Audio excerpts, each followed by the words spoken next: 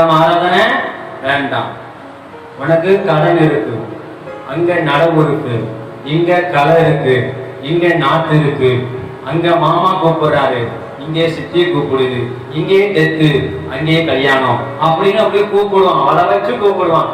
எதுக்கு போறதுன்னு தெரியாம ஆந்த மாதிரி கடக்கு முடிச்சு விட்டு கடைசியில சபையை முடிக்கிட்டு ஊழியரை முடிக்கிட்டு பைக்ல போயிரும், கார்ல போயிரும், டெம்போல போயிரும், பஸ்ல போயிரும், சைக்கிள்ல போயிரும், கால்நடையா போயிரும், எல்லாம் போயிரும். ஆமே போயிரும். பிசாசு அப்படி சொல்லி கொடுப்பான். ஒரு நாள் நாட்டுவாங்க போனெல்லாம் ஒன்றும் பிரச்சனை இல்லை அப்படின்னு சொல்லி கொடுப்பான். அல்லேலூயா. அப்ப சாத்தானுடைய போதனையை பாருங்க, எப்படி தேவனுடைய அன்பை விட்டு பிரிக்க வேண்டிய நிலை, தேவனுடைய உறவை விட்டு பிரிக்கிற ஒரு நிலை, தேவன் சத்தத்துக்கு செவி கொடுக்க கூடாதபடி வாழ வைக்கிற ஒரு காரியம் இந்த போதனை, பிசாசு போதனை.